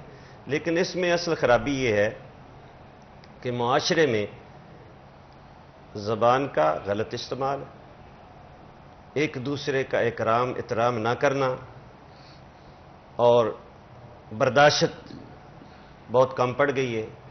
गीबत, झूठ, कीना, बुग़्ज़, अदावत और नफ़रत ने डेरे डाल लिए हैं, जिसके बारे में रहमत दो आलम सल्लल्लाहु अलैहि वसल्लम ने इरशाद फरमाया कि जब बंदा गीबत करता है, झूठ बोलता है, हसद करता है, कीना रखता है, बुग़्ज़ रखता है, तो ऐसे है जैसे लकड़ी को आग खा जाती है। रहमत दो आलम सल्लल्लाहु अलैहि वसल्लम ने फरमाया नेक आमाल को खा जाती है। तो हमें दर्स ये है कि एक दूसरे के साथ इंतहाई एहतराम का मामला करें, इज्जत का मामला करें, इकराम का मामला करें, और एक दूसरे के बारे में उनकी सामने भी अच्छी बात कहें, अगर वो मौजूद ना हो तो फिर भी उनके साथ अच्छी बात कहें। अगर वो मौजूद नहीं है, रहमत दो आलम सल्लल्लाहु अलैहि वसल्लम ने फरमाया उनके हवाले से कोई बात करते हैं तो वो गीबत कहलाती है। अगर जो ऐब बयान किया जा रहा है वो उस आदमी में ऐब नहीं है तो फिर वो बुतान है, जिसके बारे में कुरान हकीम ने फरमाया कि बुतान लगाने वाला क़यामत के दिन इतना शर्मिंदा होगा और उसके लिए अल्लाह की तरफ से अज़ाबन शदीदा है। आप अंदाज़ा फरमाएं, अबू दाऊद में हदीस आती है, उम्मुल मोमिनीन हज़रत आयशा सिद्दीक़ा रज़ी अल्लाह तआला अन्हा फरमाती हैं कि मैं रसूल अल्लाह सल्लल्लाहु अलैहि वसल्लम के पास बैठी थी और मैंने उम्महातुल मोमिनीन में से एक बीबी साहबा के बारे में कहा कि वो कद की छोटी है। ये जुमला था कि रिसालत में आप सल्लल्लाहु अलैहि वसल्लम के चेहरा पे آثار ناراضگی کے پیدا ہوئے. اور آپ نے فرمایا تو نے وہ جملہ کیا ادا کیا ہے اگر اس کو دریا میں ڈال دیا جائے تو دریا کا سارا پانی خراب ہو جائے گا. اور ایک اور موقع پہ آپ صلی اللہ علیہ وسلم نے ارشاد فرمایا جو آدمی غیبت کرتا ہے جنت کی خوشبو 500 برس کی راہ پہ بھی آ جائے گی، لیکن جو آدمی غیبت خور ہے، معاشرے میں انتشار پیدا کرتا ہے، اپنی زبان سے لوگوں میں جھگڑے اور فساد اور فتنے پیدا کرتا ہے، وہ آدمی جنت کی خوشبو نہیں پا سکے گا. تو آج ضرورت اس امر کی ہے کہ چھوٹے جو ہیں وہ بڑوں کا احترام کریں، اور بڑے جو ہیں وہ چھوٹوں پہ شفقت کریں. اور اہل علم کا کام یہ ہے کہ محراب و منبر سے، آج جمعۃ المبارک ہے، علماء اور مشائخ کو چاہیے کہ وہ محراب و منبر سے فروعی اختلافات کو بالا تاک رکھتے پس پشت ڈال کر وہ کتاب اللہ اور سنت رسول اللہ صلی اللہ علیہ وسلم کے نور سے اہل اسلام کو، معاشرے کو منور و روشن کرے اور لوگوں کو سبق دے کہ اللہ تعالیٰ نے قرآن حکیم میں ایک دوسرے کے اکرام کا حکم دیا ہے، تکریم کا حکم دیا ہے، عزت کا حکم دیا ہے. اگر میں آپ کو اشرف سمجھوں گا تو آپ مجھے اشرف سمجھیں گے، میں آپ کے بارے میں خیر کا جملہ ادا کروں گا تو دوسرا جو ہے وہ بھی خیر کا جملہ ادا کرے گا. اور پھر معاشرہ جو ہے کتاب اللہ اور سنت رسول اللہ صلی اللہ علیہ وسلم کے نور سے نہ صرف مزین ہو جائے گا بلکہ معاشرہ جو نور سے روشن ہو جائے گا. بے شک. اور مولانا صاحب آپ نے بڑی خوبصورت بات کی، جہاں پر اگر ہم کسی کے اوپر کامنٹ کر دیتے ہیں تو کتنی عام بات ہے اور کتنے آرام سے کر دیا جاتا ہے، کچھ بھی کہہ دیا جاتا ہے کسی کی فزیک کے بارے میں، جبکہ ہم سب کو اللہ تعالیٰ نے بنایا. اور جب ہم کسی اور کے لیے یہ ایسا جملہ ادا کر دیتے ہیں تو نہ صرف ان کا دل دکھاتے ہیں بلکہ جو بھی محفل ہے جہاں پر بھی آپ ہیں دوسرے لوگوں کے دل میں بھی اس طرح کی بات چپ جاتی ہے. ہو سکتا ہے کہ وہ بچے اگر وہاں پہ موجود ہیں وہ اس عادت کو وہاں سے اپنا لیتے ہیں، آگے چل کے اپنی زندگی میں وہ بھی اسی عادت کو دہراتے ہیں، جو کہ نہ صرف ایک جملہ کتنے سارے لوگوں کو امپیکٹ کر سکتا ہے. اس لیے ہمیشہ کوشش کرنی چاہیے کہ کہیں پہ اگر کسی کی بات بری بھی لگ جائے، آپ کے دماغ میں کوئی اس طرح کا خیال بھی آ جائے تو کسی کا دل نہ دکھائیں، کسی کا دل نہ توڑیں. اور یہ بہت امپورٹنٹ بات ہے، بہت ہی امپورٹنٹ بات ہے جو کہ ہم شاید اپنی زندگی میں اگنور کر دیتے ہیں. کبھی بھی کچھ کہہ دیتے ہیں، کسی کو بھی دل دکھا دیتے ہیں. لیکن ہمارے پیارے نبی صلی اللہ علیہ وسلم کی سیرت پر چلتے ہوئے کوشش یہی ہونی چاہیے ہمیشہ کہ کسی کا دل نہ دکھائیں، کسی کا دل آپ کی وجہ سے نہ دکھے، چاہے وہ انٹینشنل ہو چاہے وہ ان انٹینشنل ہو. اسی کے ساتھ آج کے پروگرام کا وقت ختم ہوتا ہے. میں بہت بہت شکریہ ادا کرتی ہوں آپ دونوں کا آج میں جوائن کرنے کے لیے اس ڈسکشن میں، اور اتنا خوبصورت ڈسکشن جو کہ اسپیشلی ہماری زندگیوں کے حوالے سے، ہماری انٹریکشنز کے حوالے سے. ایک دفعہ پھر بہت بہت شکریہ ادا کرتے ہیں آپ کو. یہاں پر بالکل چھوٹا سا بریک لیں گے. بریک لینا تو میں چاہتی تھی لیکن کیونکہ پروگرام کا وقت ختم ہو رہا ہے تو آپ مجھے اجازت دیں. اپنا خیال رکھیں. اللہ حافظ.